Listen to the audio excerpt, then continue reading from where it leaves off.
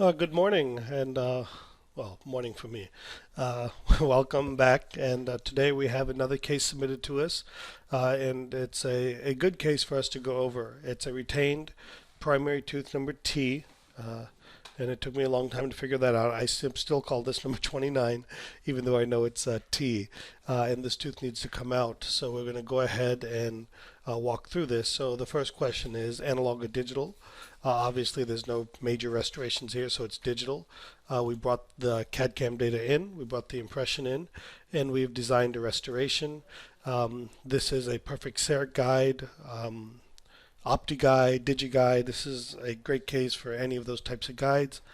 They have designed a tooth, and one of the things that I'm big on, as you guys hopefully if you follow my videos know, is that I want us to have great virtual wax-ups because they help determine the placement of the implant. And too often what I've heard from others is that, oh, it's an immediate placement, just draw the tooth anywhere just to get the data in. And that to me is not the right solution. The right solution is to draw the data that you need so you can make a decision. Okay, so here let's go ahead and take a look at our implant planning, our virtual wax up, and let me walk you through the common things that I see in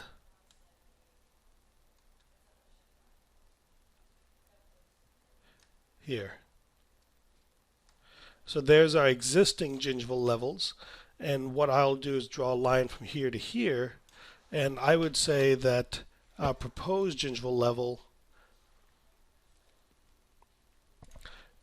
for this new tooth should be more like this. And what that's going to do is that's going to give us even level. Now we see this space right here, we see quite often with retained primary teeth because of active eruption and passive eruption. So when you don't have a permanent tooth replacing a primary tooth, you've lost altered passive eruption. And so in this particular case, we don't have that. So when we draw our tooth, we want to draw that margin to that new location.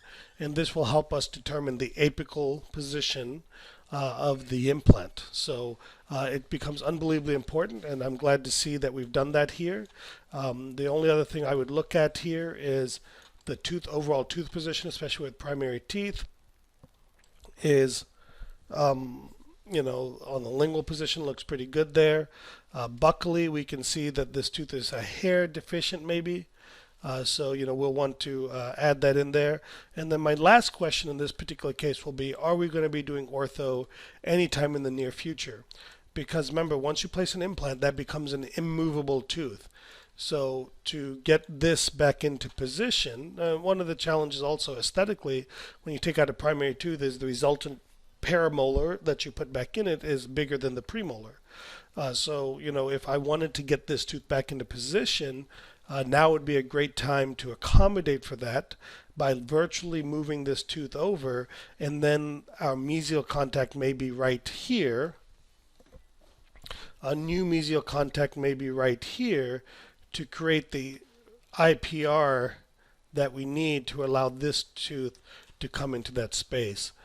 So if that were a scenario, then certainly I would want to know that so I can place my implant a little bit more distal and then design my implant crown with an open contact here, allowing for that tooth to move in to position. And you could do concurrent implant therapy and orthodontic therapy in this particular case. So here we have everything, and the implant plan, the initial plan as sent in, is right here, and it's not bad at all. There's a few changes I would make here.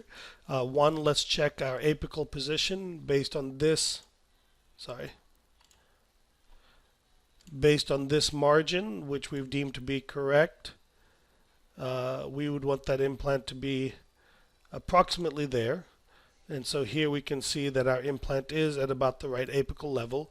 And if you take a look here, we can see the common mistake is too often. So if I drew the bone level here, many of us would say this implant is too subcrestal, but it's not subcrestal. Technically it is subcrestal, but Remember, we're trying to develop an emergence profile with the margin right here. Okay, and that's actually, this is incorrect. This is our emergence profile right here. Okay, so really bad drawing today.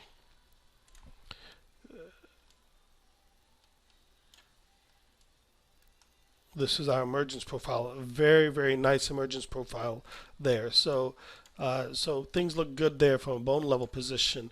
The tweaks I would make on this particular case more revolve around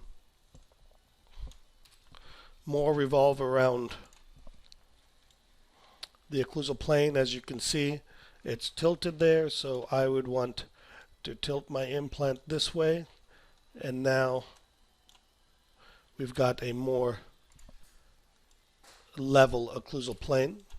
Okay, and in doing so, we move that implant a little bit to the distal. So we might move that a hair to the mesial, and here we'll find that our root gets in the way. So this may be a situation where we have to purposely make a compromise, okay, and get it like so, okay. And other than that, that's pretty much it in terms of the plan here. So this plan was very well done. Many of the principles were followed. My only other note here would be that your seric data is good from here to about right here. Because of this tongue right here, this data is unusable to fabricate a guide other than maybe an occlusal stop. But the good news is right here we have enough data, and all three guides are options for you. Thank you for submitting this case.